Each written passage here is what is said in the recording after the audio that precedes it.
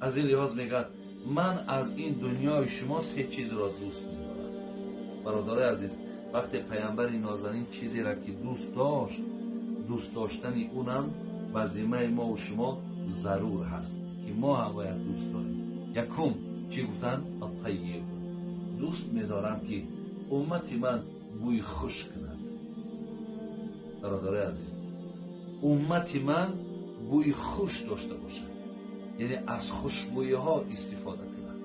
امت من گویم خواه زن باشد خواه مرد باشد، چقدر آلوفته باشد، چقدر تازه باشد، چه در لباس پوشیش، یعنی چه در خانه‌داریش، چه در مثال خوراکخوریش، در هر کاری که نباشد، پیامبر گرامی میگه دوست می‌دارم که امت من چی باشد؟ امت من تازه باشد، آلوفته باشد، خوشبوی باشد. برادرای عزیز، دیگر بسیاری اصحاب پیامبر وقتی در کوچه می برآمدند، یکی بوی خوش که به مشامشان میزد، میگفت از همین کوچه پیامبر گذر کردگی است که حتی بوی خوشش کوچه را برادر عزیز فرا میگرفت. و همچنان بسیار حضرت آدمی آلوفته بودن، خودش بسیار انسانی تازه بودن.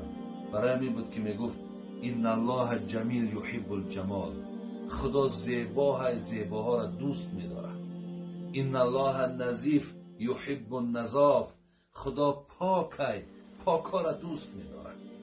چقدر شما تازه باشید، چقدر آلوفته باشید، چقدر شما در خودتان اهمیت بدهید، همه این معنای همین را دارد که پیامبر ما از ما همین عمل را دوست می‌دارد که ما باید تازه باشیم، ما باید پاکیزه باشیم.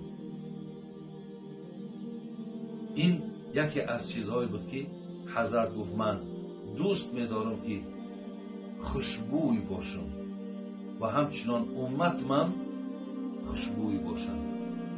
برای همین است که هر هفته بین حبیب خدا میگه باید حتما شما در هفته مقصد شما باید یک بار یا دو بار کلی بدنهاتون با صابون تازه کنید. این روز الحمدلله که امکانیت باز زیادتر است، ما باید زیادتر خودمون را اهمیت بدیم. نگذاریم که لباسهای ما بویناک باشد، نگذاریم که بدنهای ما بویناک باشد. شما میدونین حتی عبارای فقهی داریم و فی ثیاب البذله، کسی با لباسی که چرک است، بویناک است، نماز خوانه نمازش کراهیت دارد.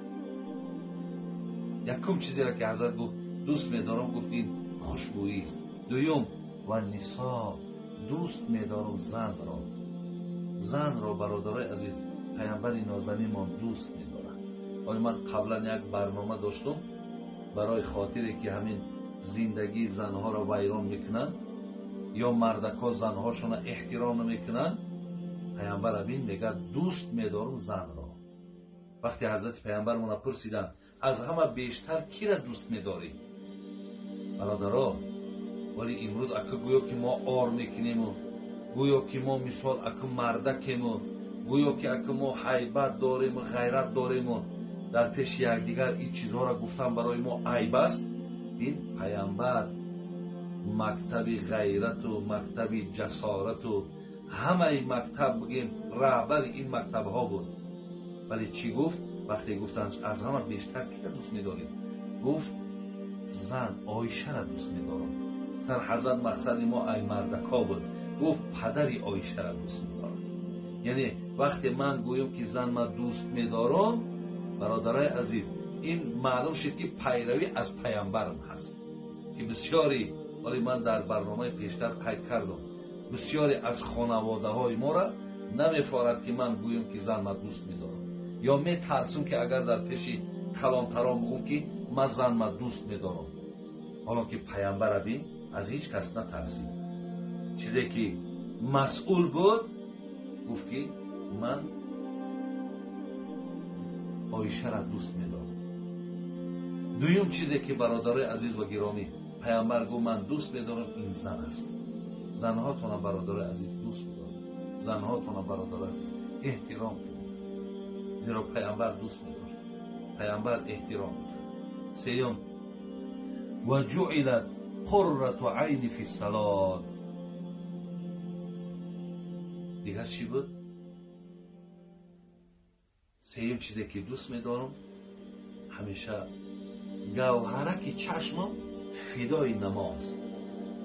برادر عزیز، یعنی همیشه در داخل نماز ایستادن، دستکام بندم، بین طریقی خشوع و تضرع در پیشگاه خالقم گذارم و الله مهربان و عبادت کنم، در پیشکش راست ایستم، الله مهربان و تعریف کنم، رکوع کنم، سجده کنم. حتی میگه گوهری چشمم، نور چشمم فدای نماز بود. سه چیز را حضرت در بین اصحابش بود دوست می‌داشت، فراموش نکن. یکی خوشبویی، پاکیزگی، تازگی.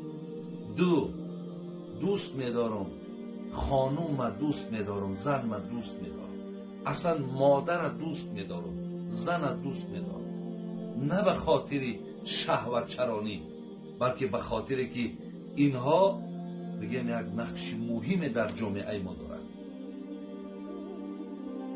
سه، دوست می‌دارم که همیشه پایبند نماز باشم، همیشه در پیشگاه خالقم آفریدگارم دستام بستگی و او را اطاعت عبادت کنم. پس معلوم شد که سه چیزی را که حضرت دوست داشت ما هم دوست داشتیم.